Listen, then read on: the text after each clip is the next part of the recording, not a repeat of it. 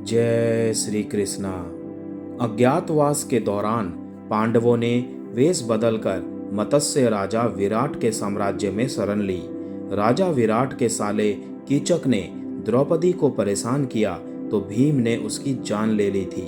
कथा में आगे बढ़ने से पहले मेरा आप सभी से अनुरोध है, मेरे चैनल को सब्सक्राइब करके बेल आइकन को जरूर प्रेस कर दीजिएगा। तो चलिए दोस्तों, कथा को आगे बढ़ाते हैं। वनवास के 12 साल काटने के बाद 13वां साल आया तो पांडव अज्ञातवास की योजना बनाने लगे। पांडव यह सोच रहे थे कि आखिर दुर्योधन और उसके गुप्तचरों से सुरक्षित रहने के लिए कहाँ छिपा जाए। युधिष्ठिर ने कहा कि दुर्योधन या तो हमें द्रुपद के राज्य में खोजेगा या द्वारका में। ऐसे में इन दोनों जगहों पर जाना संभव नहीं है। इसी बीच अर्जुन को मत्स्य सम्राट विराट नगर की याद आई। अर्जुन ने कहा कि मत्स्य राजा विराट बहुत नेक और धार्मिक व्यक्ति हैं। वो हमारे चचेरे भाई दुर्योधन से घृणा करते हैं, इसीलिए निश्चित तौर पर वो हमें संरक्षण देंगे और वहां हम सुरक्षित भी रहेंगे। सबने अर्जुन से सहमति जताई। इसके बाद पांडव यह सोचने लगे कि अज्ञातवास के 1 वर्ष में कौन सा वेश रखें ताकि कोई उन्हें पहचान न पाए।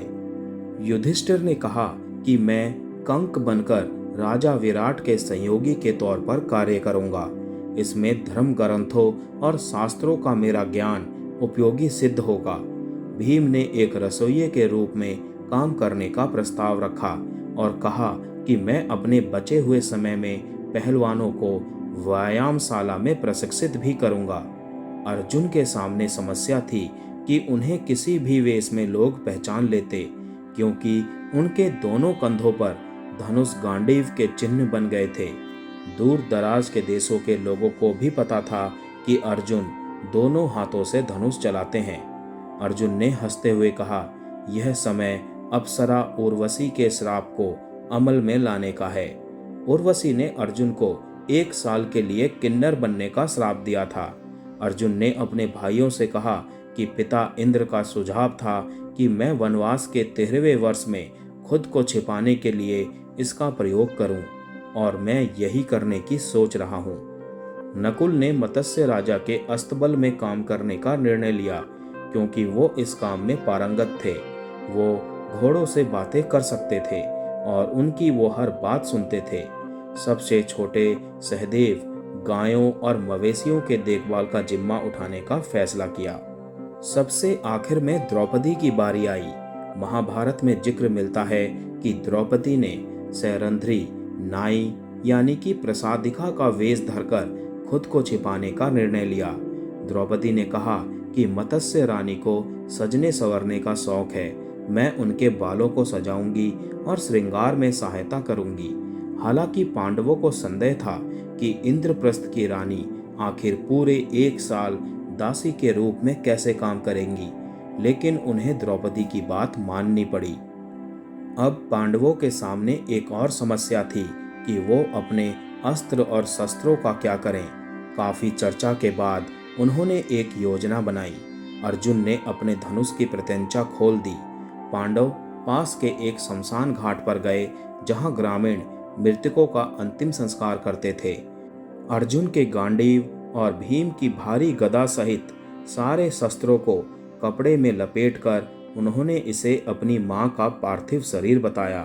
पांडव रोते हुए बोले, हाय, वो बहुत बुद्धिमान महिला थी, पर अत्यंत वृद्ध हो गई थी। अब उनकी मृत्यु हो गई है तो हमें शमशान में उनके शव को 1 साल के लिए सबसे ऊंचे समी के पेड़ की सबसे ऊंची शाखा पर रखना होगा। यही हमारे देश की प्रथा है। जो कोई उनका शव को छुएगा उसे श्राप लगेगा और वो तुरंत मर जाएगा। इस कहानी से ग्रामीण डर गए और उनके अस्त्र शस्त्रों से दूर बने रहे। पांडवों ने इंद्र, वरुण और ब्रह्मा जैसे देवताओं का आह्वान किया और उनसे अपने शस्त्रों की रक्षा करने की प्रार्थना की। देवताओं ने आश्वासन दिया कि वे उनके निवेदन का सम्मान करेंगे। पांडव मत्स्य राजा विराट के यहाँ आ गए और पहले से तय वेश में रहने लगे। मत्स्य रानी सुदेशना का बड़ा भाई था, जिसका नाम कीचक था। वो बहुत बलवान था। राजा विराट ने अपने साम्राज्य की रक्षा का जिम्मा अपने साले कीचक को दे रखा था। एक दिन कीचक अपनी बहन से मिलने आया तो उसकी नज़र द्रौपदी पर पड़ी। वो नई दासी पर चुंबक की तरह आकर्षित हो गया और उपहार जैसी चीजों का लालच देकर आकर्षित करने की कोशिश की। द्रौपदी ने उसे दूर रहने को कहा, लेकिन कीचक दिन रात उनके पीछे पड़ गया और तंग करने लगा। आखिरकार एक दिन द्रौपदी चुपके से रसोई में गई और भीम को पूरा वाकया बताया। भीम गुस्से में लाल हो गए। उसी समय चाकू लेकर कीचक को मारने दौड़े। द्रौपदी ने भीम को रोकते हुए कहा कि मैं रात के अंधेरे में कीचक को नृत्य कक्ष में बुलाऊंगी, तब उसे सबक सिखा देना। द्रौपदी ने कीचक को नृत्य कक्षा में बुलाया। भीम महिला का वेश धरकर पहले से नृत्य कक्ष में छिपे थे। रात के अंधेरे में कीचक भीम को ही द्रौपदी समझ बैठा और उनकी तरफ खींचा चला आया। भीम ने कीचक को कसकर जकड़ लिया और उसे उठाकर 100 बार घुमाया, फिर धरती पर पटक दिया। कीचक के प्राण वहीं निकल गए। इस तरह दासी के रूप में रह रही द्रौपदी का सम्मान बचा। जय श्री कृष्ण।